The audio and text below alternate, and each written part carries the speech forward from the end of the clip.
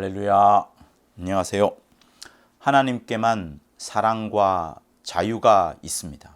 하나님께만 사랑과 자유가 있습니다. 우리 출애굽기 3장 14절을 같이 읽도록 하겠습니다. 하나님이 모세에게 이르시되 나는 스스로 있는 자니라. 또 이르시되 너는 이스라엘 자손에게 이같이 이르기를 스스로 있는 자가 나를 너희에게 보내셨다 하라. 자, 본문에 의하면 모세에게 하나님이 당신을 공개하시기를 나는 스스로 있는 자. 그러니까 하나님은 스스로 있는 자라는 것을 모세에게 먼저 가르쳐 줍니다. 그리고 모세에게 이스라엘 자손한테 가서 또 일러주기를 스스로 있는 자가 보냈다.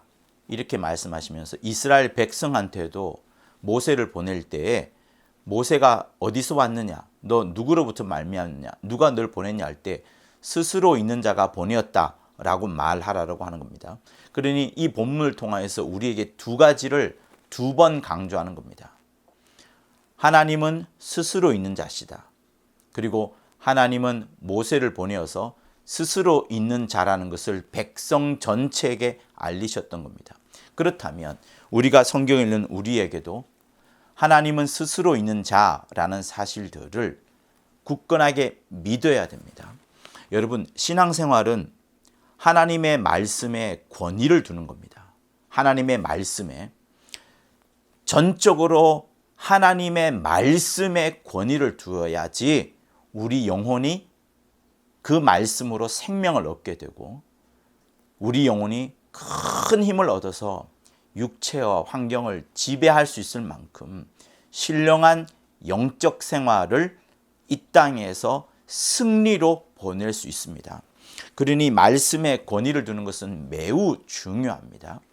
자, 우리는 과학 시간에 진화론과 또 창조론 두 가지를 배우는 것이 아니라 진화론 쪽으로만 배우고 있습니다.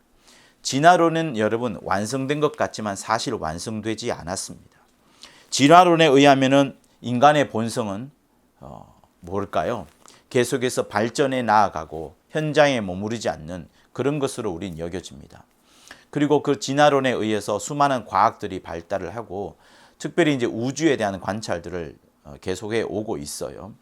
여러분, 우주가 팽창한다는 거, 빛의 속도보다 더 빨리 팽창한다는 것은 이미 과학계 내에서는 하나의 정립된 정설입니다. 그리고 그 이후로부터 수많은 우주에 관한 이야기들이 나오고 있는데 최근에는 어떤 이야기가 나오고 있냐면 시뮬레이션 우주, 다중 우주를 넘어서서 시뮬레이션 우주라는 그런 가설이 지금 굉장히 뜨고 있어요. 뜨고 있다는 것은 유력해지고 있다는 그 부분을 말하는데 시뮬레이션이 뭡니까? 컴퓨터를 잘하는 컴퓨터 게임자들이 그 게임을 만들고 가상세계 속에서 주인공을 집어넣고 그 주인공들이 이제 자기가 거기서 아바타처럼 접속을 한 다음에 막 게임을 해나가는, 그래서 실제로는 가상의 세계인데 너무 그쪽에 몰입하다 보면 그 속에서 내가 게임의 한 주인공처럼 실제 주인공처럼 그렇게 하는 것들을 시뮬레이션이라고 합니다. 그래서 그 시뮬레이션 우주론에 의하면 여러분 이게 그냥 나온 게 아니고 과거의 허블 망원경보다 월등하게 뛰어난 그 몇 배나 이제 몇 배가 아니겠죠. 뭐 수십 배, 수백 배가 이제 발달된 그 망원경을 우주에 띄운 다음에 관찰을 해보니까 그 우주에서 나오는 수많은 정보들을 보니까 마치 이게 컴퓨터 안에 있는 게임처럼 딱딱딱 아구가 딱딱딱 맞아 떨어지게 되고 모든 것들이 마치 누군가에 의해서 정교한 프로그램에 의해서 조정되어 가는 것 같은 그런 느낌을 받는다는 그것을 느낌의 범위를 넘어서서 여러 수치들이 나올 수 있을 정도로 지금 그렇게 우주를 바라보고 있습니다.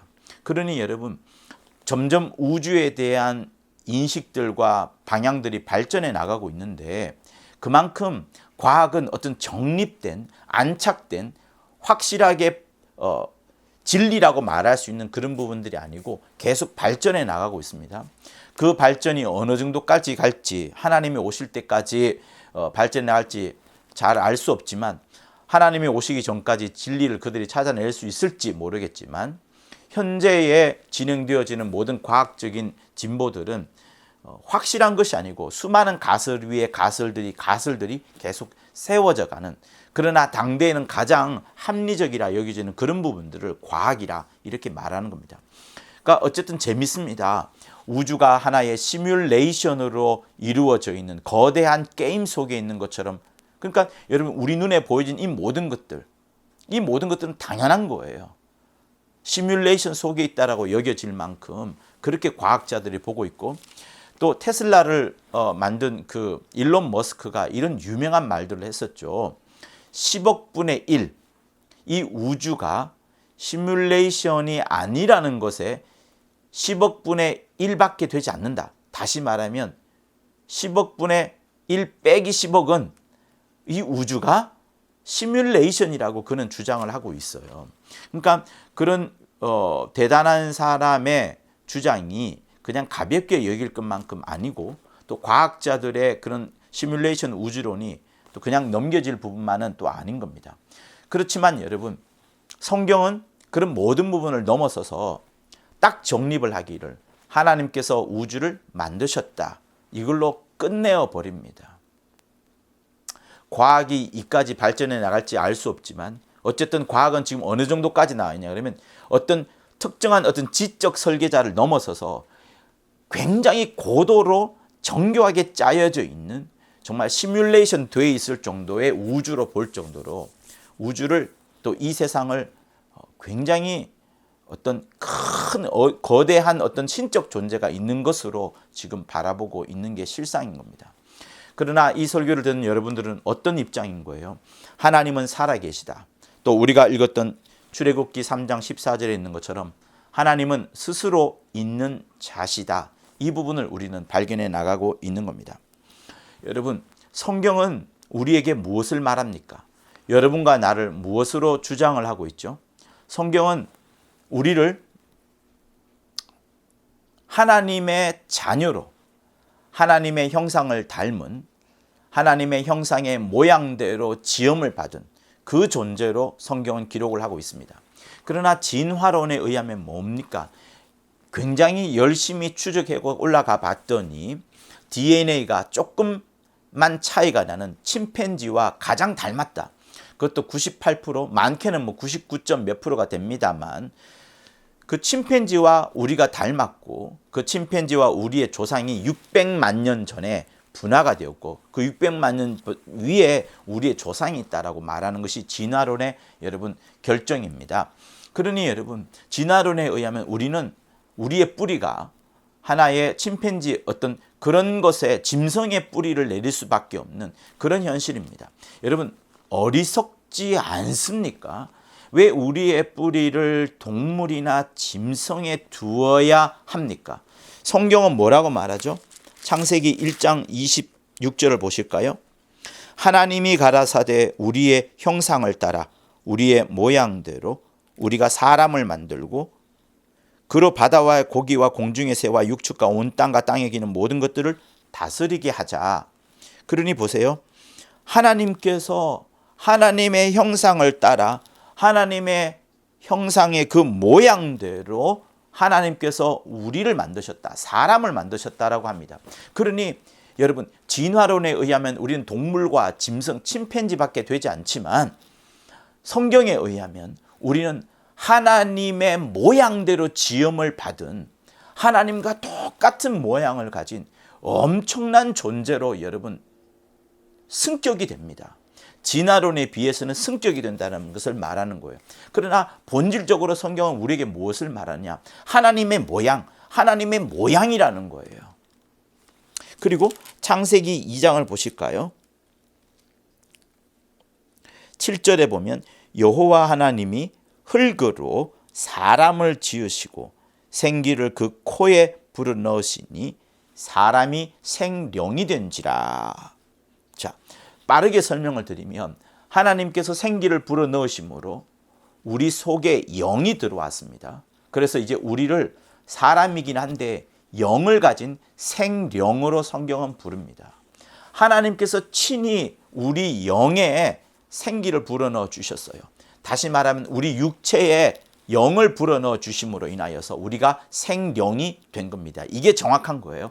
우리 육체에 하나님의 생기, 영을 불어넣어 주심으로 우리가 생령이 되었습니다. 그러니 육체의 모양도 하나님의 형상의 모양을 따라서 이 육체 모양 역시도 하나님인 것이고, 영도 하나님으로부터 와가지고 하늘로부터 온 영으로 말미암아, 하나님으로부터 온 영으로 말미암아 우리 속에 있는, 우리가 지금 정확하게 믿지 않는 자들은 잘 모르겠지만 이 영이 있는데 그 영도 하나님으로부터 왔다는 것을 말을 합니다. 그러니 동물, 짐승과는 원천적으로 아예 차원이 다른 그런 존재로 하나님이 우리를 만드셨다는 것이 성경인데, 왜 유인원을 찾아가지고 짐승처럼 보고서 그 짐승을 보고서 사람의 뿔이라 이렇게 말을 하냐 하는 겁니까? 왜 짐승의 후예가 되려고 하죠? 하나님의 자녀가 되어야 되지 않습니까? 왜 짐승의 후예가 되려고 그렇게 노력을 하는 거죠? 성경은 분명히 그렇게 말하지 않는데. 자, 성경은 이렇게 우리에게 어떤 존재인가를 말씀하면서 오늘 본문에 있는 것처럼 스스로 계신 하나님, 하나님은 스스로 계시다. 다시 말하면 하나님만 스스로 계시다는 것을 말씀을 하시는 거예요. 그러니 잘 들으십시오. 하나님은 스스로 계시다 할 때 우리는 절대로 스스로 계실 수 없다. 절대로 스스로 계실 수 없다. 이 사실을 말하는 거예요. 그래서 이렇게 한번 써볼 수 있습니다. 하나님은, 여기 하나님을 표시하는 거예요. 하나님은 스스로 계신 분. 하나님만 스스로 계신 분입니다.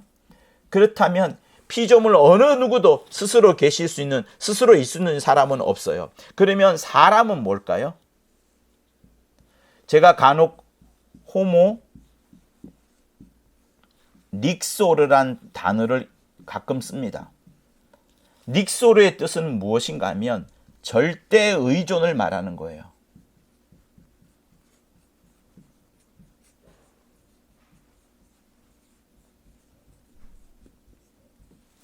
자, 호모 닉소르란 말은 절대 의존적 인간을 말하는 겁니다. 절대 의존적 인간. 그러니까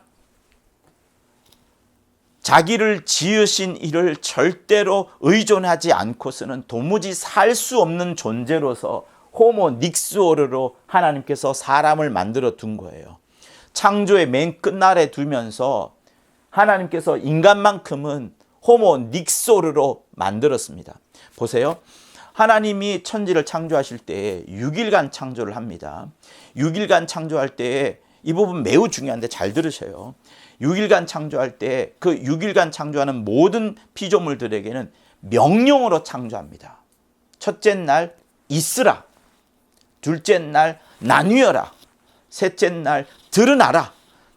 빛이 있어라. 궁창이여 물들이여 나누어져라. 윗물과 아래로 나누어져라. 무치여 드러나라. 이렇게 하면서 계속 명령으로 천지 만물을 하나님께서 지어가십니다. 말로서, 말씀으로서, 명령으로서 지어갑니다.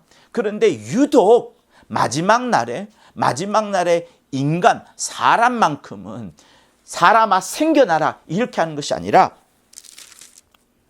우리의 형상을 따라 우리의 모양대로 우리가 사람을 만들고 그의 바다의 고기와 공중의 새와 육축과 온 땅과 땅에 기는 모든 것을 다스리게 하자 하시면서 하나님께서 우리를 창조하실 때에 친히 손으로 만든 것으로 말씀을 합니다.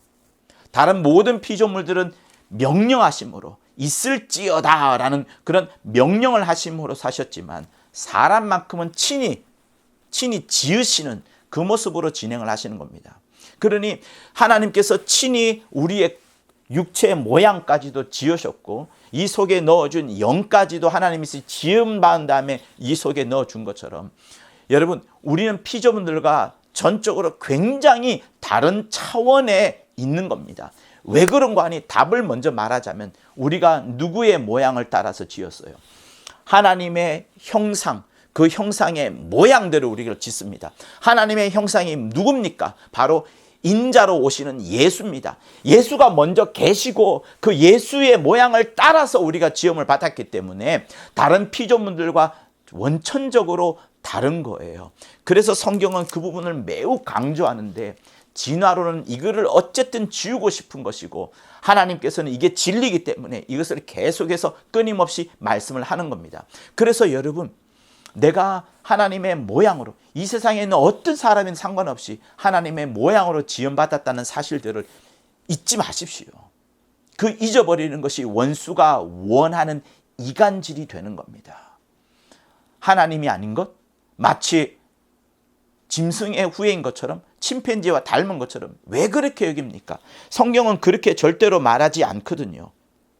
그러니 스스로 계신 하나님, 그 스스로 계신 하나님이 다른 피조물들과 다르게 우리를 지을 때만큼은 명령으로, 창조의 명령으로, 6일간의 명령으로 한 게 아니라 스스로 하나님께서 우리를 지어받으면서 우리로 하여금 절대 의존적 존재로, 절대 의존적 인간으로, 호모 닉소르로 우리를 지은 겁니다. 절대로 하나님을 의존해야만 살 수 있는 존재로 그렇게 만들어 두셨어요. 하나님은 스스로 계신 분이시다 할 때 호모 닉소르라는 사실, 나는 절대로 스스로 있는 자가 아니라 절대로 스스로 계신 분을 의지해야만 살 수 있다는 것을 절대 잊지 마십시오. 그것이 오늘 본문이 우리에게 하시는 말씀인 겁니다. 그러니 하나님은 스스로 계신 분이십니다. 3번 하십시오. 하나님은 스스로 계신 분이시다. 하나님은 스스로 계신 분이시다. 하나님은 스스로 계신 분이시다. 그러니 인간이든 천사든 누구든지 할 것 없이 모두가 다 그 스스로 계신 분 앞에 무릎을 꿇어야 되는 것이고, 스스로 계신 분에 의하여서 그들도 존재할 수 있는 겁니다. 이 땅에 수많은 사람들이 우상을 의지해요. 그러나 우상을 자세히 보십시오. 그 우상이 스스로 있을 수 있습니까? 사람의 손으로 깎고 돌을 쌓아두고 그 다음에 나무를 좀 잘 다듬은 다음에 거기다가 청색실, 붉은실 이렇게 듬고 이렇게 마당을 청소해야만 되는, 아니면 좀 더 멋지게 꾸며야만 되는 성전을 만들더라도 그렇게 만들어야만 되는 것이 우상인 것이지, 하나님은 심지어 성전까지 필요 없다 하실 정도로 이 세상에 어느 누구로부터 아쉬움을 얻거나 부족함이 있거나 하는 그런 분이 아닙니다. 왜? 하나님은 스스로 계신 분이시니까요. 하나님은 스스로 계신 분이시니까 그렇습니다. 그러니 우리가 절대로 하나님이 우리를 붙잡아 주실 때에 스스로 계신 분께서 당신의 손으로 지음을 받으면서 계속 우리로 하여금 스스로 계신 분을 의지하라, 스스로 계신 분을 의존하라, 스스로 계신 분을 의존하라, 계속 이렇게 만드는 겁니다. 그러나 우상은 절대로 스스로 있을 수 없어요. 또 우상에게 무엇이 없습니까? 우상에게는 사랑과 자유가 절대로 없습니다. 우상이 사랑하나요? 우상이 여러분들에게 자유를 주나요? 여러분들이 예를 들면은 오래된 나무나 쌓아놓은 돌에 갈 때 여러분이 자유로워서 가는 겁니까? 여러분이 어떤 간절한 바램과 소원, 그것을 신념 삼아가지고 그 소원을 성취하고자 그 쌓아놓은 돌에다가 오래된 고목 앞에 가면 내가 바라는 염원이 이루어질 것이다 라는 그 신념을 이루고자 가는 것 아닙니까? 그게 여러분에게 자유를 줍니까? 그렇지 않지 않습니까? 자유를 주지 않습니다. 그 우상에게 자유의 의지가 있나요? 자기 마음대로 할 수 있는 그런 의지가 있습니까? 없습니다. 여러분, 사랑과 자유, 진짜 사랑, 진짜 자유는 오직 하나님께만 있어요. 왜? 그분은 스스로 계신 분이시니까. 우리에게도 사랑과 자유가 있는가라고 다듬어 볼 수 있습니다. 그러나 여러분, 우리에게 과연 사랑이 있습니까? 어떤 특정한 사람을 사랑하노라 라고 하면서 부인을 사랑하고 여자친구를 사랑할 수 있습니다. 그러나 그것도 영원할 것 같지만 결혼이란 제도가 우리를 꽁꽁 묶어두지 않으면 이게 깨집니다. 교회에서 어떤 특정한 사람을 사랑하겠습니다 라고 하지만 그 사랑이 과연 영원히 지속 가능합니까? 불가능합니다. 우리에게 자유의지가 있다라고 많이들 말하죠. 이것 할 수 있고 저거 할 수 있는 자유의지. 그러나 여러분, 의지라는 것은 영원해야 되는 겁니다. 영원해야 되는 겁니다. 내가 뭔가를 하고자 하던 그 작심이 오래 갑니까? 내가 뭔가를 하고 싶은 자유가 오래 가느니까 하는 그거를 묻는 거예요. 우상도 사랑과 자유가 없습니다. 그러나 하나님은 사랑과 자유가 있으신 거예요. 하나님께만 사랑과 자유가 있습니다. 우리의 신앙생활이라는 것은 그 스스로 계신 하나님, 그 하나님만 갖고 계시는 사랑과 자유를 우리 영에다가, 우리 속에 있는 유일한 하나님의 신성이라고 할 수 있는 영에다가 그 하나님이 주시는 사랑과 하나님이 주시는 자유를 내재시키는 것, 이게 우리의 신앙생활인 겁니다. 할렐루야. 그래서 하나님의 유일한 성품이라고 할 수 있는 이 사랑과 자유, 이 사랑과 자유가 여러분 심령 속에 들어올 수 있도록 마구마구 여러분 기도하고 간구하고 하나님의 진리의 말씀을 받아들여야 되는 겁니다. 그래서 신앙생활이라는 것은 그저 무릎 꿇고 기도하고 엎드리는 그것이 신앙생활이 아닙니다. 신앙생활이라는 것은 왜 신앙을 하는 겁니까? 누구를 믿는 것이고 누구를 앙망하는 겁니까? 신앙이라는 것은 나의 신념과 나의 꿈과 소원을 믿고 그것을 앙망하는 게 아니에요. 신앙이라는 단어 자체가 특정한 대상이 있습니다. 내가 아니라 특정한 대상이 있는 거예요. 대상을 믿고 그 대상을 앙망하는 것이 신앙입니다. 그렇기 때문에 신앙이라는 것은 나와 전혀 상관이 없고 내 꿈과 내 소원과도 상관이 없고 내 신념과도 상관이 없고 내 우상과도 상관이 없고 내 자신과도 상관이 없는 오직 하나님께로 들어가 하나님을 절대 의존하는 것이 신앙생활인 거예요. 그러니 여러분, 우리 안에 나의 자유가 그 불완전한 자유로 하나님을 만날 수 있는 것도 아니고 내 속에 있는 수많은 자유가 있다고 하지만 영원하지 않는 그 자유로 하나님을 만날 수 있는 것도 아니고 오직 하나님이 내게 가르쳐 주시고 내게 부어주시는 하나님의 사랑과 자유가 있어야만 그것이 진짜 신앙생활이 되는 것이고 그때 하나님을 온전히 맺을 수 있게 되는 겁니다. 그러니 하나님의 의지는 오직 하나님께만 있는 거예요. 그 의지가 드러나는 것이 뭡니까? 사랑과 자유로 드러나는 거예요. 하나님은 의지를 갖고 계십니다. 천지 만물에게 보여주시는 그 의지가 있으신 거예요. 그 의지를 보여주실 때 어떤 것으로 나타나면 사랑과 자유로 나타납니다. 하나님은 무엇이든지 사랑을 주시려고 하시는 것이고 무한한 자유를 주시려고 하는 겁니다. 물론 성경에 보면은 심판도 있고 어떤 마귀를 형벌하는 그런 것도 있습니다. 그러나 이게 목적이 아닙니다. 형벌과 심판이 목적이 아닙니다. 하나님은 근본적으로 진실되게 그의 속에 하나님이 주시려고 하는 행복이 충만하신데 그 기쁨이 충만하신데 그거를 우리에게 드러내어 주실 때는 우리에게 의지로 다가오는데 하나님의 의지로 다가오는데 그 의지가 뭐냐? 사랑과 자유라는 의지로 우리에게 다가오는 겁니다. 우리에게 있는 어떤 사랑도 유한하고 한계가 있고 우리에게 있는 어떤 자유도 오래가지 못하는 영원하지 못하는 것이지만 하나님이 당신 안에 있는 자유가 있으신데 하나님이 당신 안에 있는 의지가 있으신데 그 의지가 뭐냐면 바로 사랑과 자유, 그 사랑과 자유라는 의지가 계속해서 이때 땅에 흘러가는 겁니다. 그러니 여러분 오해하지 마십시오. 하나님은 우리를 심판하시려는 것이 아니라 하나님은 우리에게 형벌하시는 것이 아니라 철저히 사랑을 주시려 하는 것이고 철저히 자유를 주시려고 하는 겁니다. 그러므로 정말 하나님을 믿는 사람이라면 하나님을 의지하는 사람이라면 하나님의 속에 있는 자라면 하나님의 자녀라면 그 사람에게는 하나님이 주시는 사랑, 하나님이 주시는 자유, 그 무한한 자유가 있는 거예요. 하나님이 주시는 사랑과 하나님이 주시는 자유가 있다 보니까 그 사람에게 뭐가 생길 수 있을까요? 정죄가 생길 수 있을까요? 정죄는 꿈에도 나타나지 않을 겁니다. 남을 미워하고 시기하는 거 절대로 나타나지 않을 겁니다. 남을 밀어내버리는 거, 남을 다른 곳으로 쫓아내버리는 거, 그런 건 나타나지 않습니다.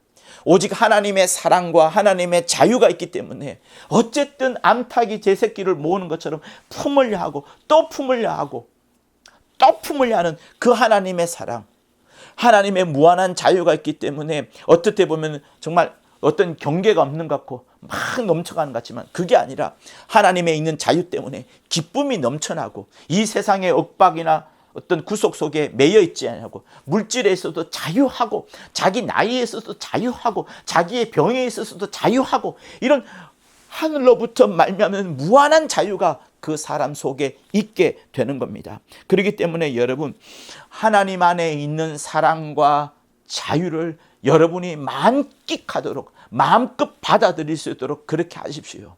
하나님에 있는 스스로 계신 분, 그분에게만 있는 무한한 자유와 무한한 사랑을 받으려고 꼭 하십시오. 하나님의 의지대로 하나님이 갖고 계신 그 사랑과 자유라는 의지대로 가지 않으면은 우리는 신앙생활을 제대로 하지 못하는 겁니다. 만약에 우리가 하나님이 갖고 계시는 그 사랑과 자유가 없다라고 한다면 나의 신앙생활은 정말이지 외식하는 신앙생활밖에 되지 않습니다. 바리새인들이 그렇게 하나님을 잘 안다라고 하였고 하나님의 의로 뭉쳐진 자라, 누구보다도 하나님의 의로운 자라로 뭉쳤던 그들 속에는 여러분 진짜 사랑이 있었을까요? 정말 자유가 있었을까요? 바리새인들에게 사랑이 있습니까? 배척과 분리와 끊어냄과 성 밖으로 몰아내는 것, 그들에게 진짜 자유가 있습니까? 말씀을 지킨다고 하지만 그 율법의 엄한 계명들 때문에 손가락 하나 움직이지 못하고 안식일에서도 주인 되지 못하는 그들의 삶을 여러분 보지 않았습니까? 그들에게는 사랑과 자유가 없는 거예요.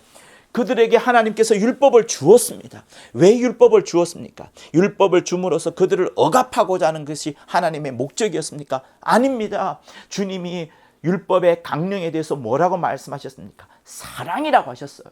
사랑이라고 하셨습니다. 율법이 우리 삶을 억압하는 것 같고 이렇게 하지 말라고 하는 것 같지만 사실은 그 속에 사랑이 있는 것이고 그 속에 또한 자유가 있는 겁니다. 그것이 하나님께서 그 유대인들에게 율법을 준 원인이에요. 그러니까 하나님의 모든 행하심과 하나님의 모든 뜻과 하나님이 우리에게 보여준 그 의지 속에는 뭐가 있다고요? 사랑과 자유가, 사랑과 자유가, 사랑과 자유가 스스로 계신 이 하나님께서 모세에게도 스스로 있다고 하신 그 하나님, 또 이스라엘 백성에게도 스스로 계신 하나님에 대해서 알려주라는 것처럼 이제 지금 우리에게도 스스로 계신 분, 스스로 계신 분, 스스로 계신 분, 스스로 계신 분, 이것을 계속 말씀하고 계시는데 그 스스로 계신 분이 갖고 계신 사랑과 자유를 받아들인 자, 그 받아들인 자가 바로 여러분이 되는 겁니다. 그러니 사랑과 자유가 여러분 속에 없다라고 한다면 그 사람은 바리새인처럼 외식하는 사람, 겉으로는 신앙생활 열심히 하고 주일 성수한다 하지만 사랑과 자유가 없기 때문에 외식하는 사람, 그러면 결국 그 외식 때문에 남을 미워하게 되고 살인까지 이르게 되는 그런 사람, 아니면은 종된 신분으로 계속 노예의 삶을 사는 억박과 속박 속에 끌려가는 그런 삶, 마치 그것이 자기는 자유라고 하지만 자기의 그 신념과 욕심들이 자기를 이끌어가는 종의 삶을 살아갈 수밖에 없는 겁니다. 스스로 계신 이 하나님은 우리에게 무한한 자유와 무한한 사랑을 주셨어요. 여러분 속에 진실된 하나님으로부터 말미암는 그 사랑과 자유가 넘쳐나기를 예수 이름으로 축원합니다. 예수 이름으로 축원합니다. 그래서 예수께서도 하나님의 이 의지, 사랑과 자유가 있구나 라는 사실을 예수께서도 이 땅에 오셔서 거듭 확인하셨어요. 예수께서도 하나님의 자유를 아셨고 예수께서도 하나님의 사랑을 아셨습니다. 그래서 이 땅에 오셔서 주님이 그런 말씀을 하셨어요. 우리 요한복음 10장을 한번 보도록 하겠습니다.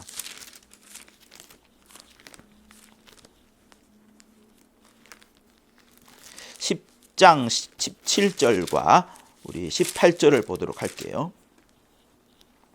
자, 아버지께서 나를 사랑하시는 것은 내가 다시 목숨을 얻기 위하여 목숨을 버림이라.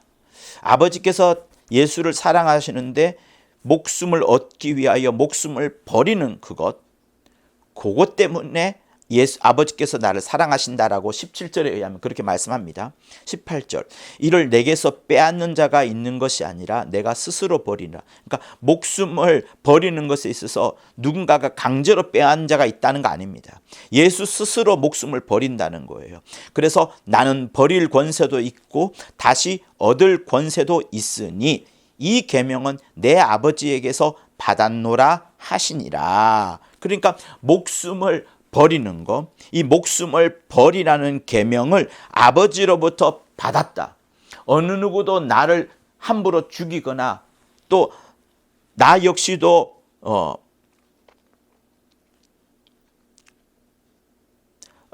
어느 누구도 나에게서 자기 목숨을 빼앗는 자가 없고 자기 스스로 버리는데, 예수 스스로 버리는 그 이유가 뭐냐면 하나님 아버지께서 이 계명을, 죽음이라는 계명을 아버지께서 주셨기 때문에 그렇다라고 말씀을 하는 겁니다. 그러니 보세요.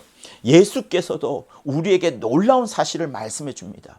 이 땅에 오신 독생하신 하나님, 하나님을 나타내신 그 하나님, 하나님의 아들로서 오셔서 하나님을 나타내 보내주신 그 예수께서도, 하나님과 방불하신 그 예수께서도 이 땅에서 보여주시기를 자기를 보내신 그 하나님, 그 하나님의 의지대로, 스스로 계신 분의 의지대로 하시려고, 그 스스로 계신 분의 의지대로 하시려고 하나님의 계명에 절대 의존했던 분이 또한 예수신데, 그 예수께서 죽음에 대해서 말씀하시기를 내가 스스로 버리노라. 어느 누구도 내 죽음을 함부로 빼앗아가거나 탈취해갈 수 없다. 내 스스로 버린다. 왜 스스로 버리느냐? 하나님께서 내게 계명을 주셨기 때문에, 하나님께서 계명을 주셨기 때문에 그렇다라고 말씀을 하시는 겁니다. 그러니 하나님만 스스로 계신 분이신 거예요. 그거를 예수께서 보여주셨습니다. 예수께서 보여주셨습니다. 그렇다면 우리 역시도 하나님의 의지대로, 예수께서 하나님의 의지대로 살아가셨던 것처럼, 죽음까지도 하나님의 의지대로 던져주셨던 것처럼 우리 역시도 하나님의 의지대로 가야 된다. 우리 역시도 어떤 신념이나 자기 양심으로 살아가야 되는 것이 아니라 하나님의 의지대로 가야 된다는 것을 말씀하는 거예요. 그러므로 여러분, 율법 아래 살았던 사람들은 스스로 계신 자 안에 살았던 것이 아니라 그 율법이 막 억어한다라고 생각했던 어떤 엄격한 장치들 속에 살았던 것이고, 신념 안에 살았던 사람 역시도 스스로 계신 분 안에 살았던 것이 아니라 그 신념이란 체계 때문에 우상 속에 살았던 자들밖에 되지 않습니다. 그렇다면 우리는 뭐예요? 율법도 아니요, 율법 아래에 있는 것도 아니요, 신념 아래에 있는 것도 아니요, 양심 아래에 있는 것도 아니기 때문에 누구 아래에 있어야 됩니까? 스스로 계신 분, 이 스스로 계신 분 안에 있어야 되는 것이고, 이 스스로 계신 분 안에는 뭐가 있습니까? 두 가지의 자유가 있는데, 사랑과 자유라는 이 두 가지 의지가 있는 거예요. 그래서 우리는 사랑과 자유라는 의지가 우리 안에서 넘쳐나야 됩니다. 넘쳐나야 되는 겁니다. 넘쳐나야 되는 거예요. 그래서 예수께서도 하나님이 주신 사랑과 자유를 알고서 이 땅에서 어떻게 하셨습니까? 자기 살을 주어서 우리가 그 살을 먹게끔 했고, 우리가 그 살을 먹음으로 인하여서 하나님의 사랑을 먹도록 하였고, 당신의 예수의 피를 줌으로 인하여서 우리가 그 피를 마심으로 인하여서 하나님의 자유를 얻도록 한 겁니다. 주 예수의 살을 먹음으로 인하여서 우리 안에 하나님의 사랑을 얻게 되었고, 주 예수의 피를 주심으로 인하여서 하나님의 자유를 우리가 갖게 된 거예요. 이게 우리의 신앙생활인 겁니다. 그래서 내 살을 먹지 아니하고 내 피를 마시지 아니하면 결단코 너에게 생명이 없노라라고 주님이 간곡히 말씀을 하셨던 겁니다. 그러니 여러분, 이게 하나님의 열심이에요. 이게 하나님의 열심입니다. 자기 살을 주고 자기 피를 주는 것, 다시 말하면 하나님의 사랑을 주고 하나님의 자유를 주려고 하는 것, 이게 하나님의 열심인 거예요. 하나님의 열심인 거예요. 이 하나님의 열심을 또한 우리가 어떻게 해야 됩니까? 그것을 예수께서 제자들에게 전도하셨습니다. 이제 성령으로 인해서 제자들이 온 민족들에게 또 전도하고 선교합니다. 무엇을? 하나님의 사랑을 알리려고, 하나님의 자유를 알리려고. 이렇게 하나님은 열심을 내시는 거예요. 자기를 피를 주면서 자기의 살을 주면서 하나님의 열심을 보여주는 거예요. 이게 하나님의 의지다라는 것을 계속 보여주고 있는 거예요.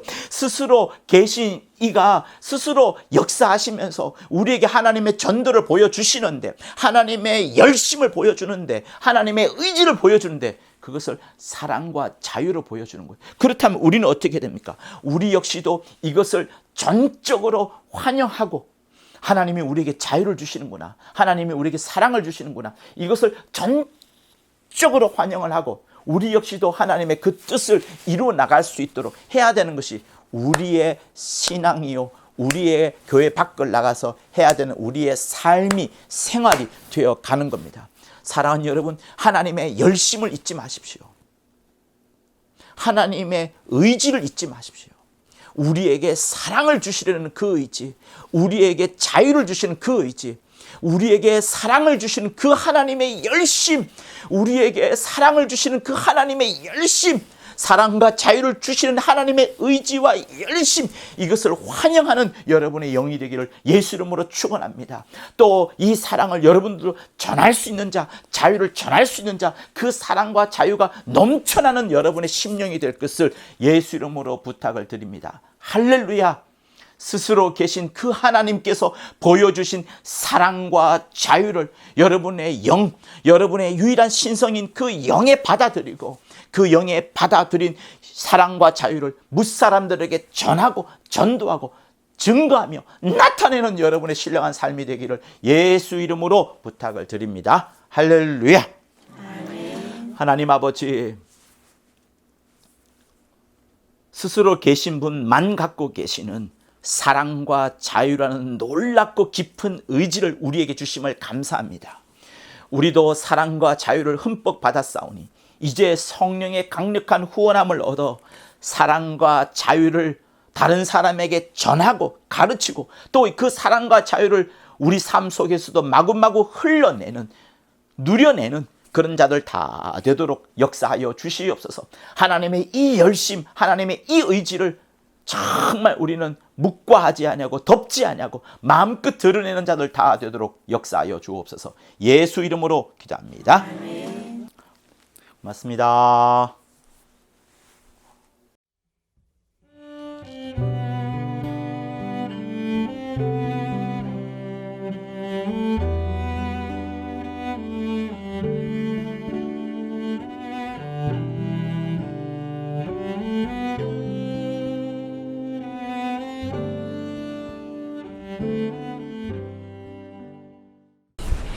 구독과 좋아요는 저한테 큰 힘이 됩니다.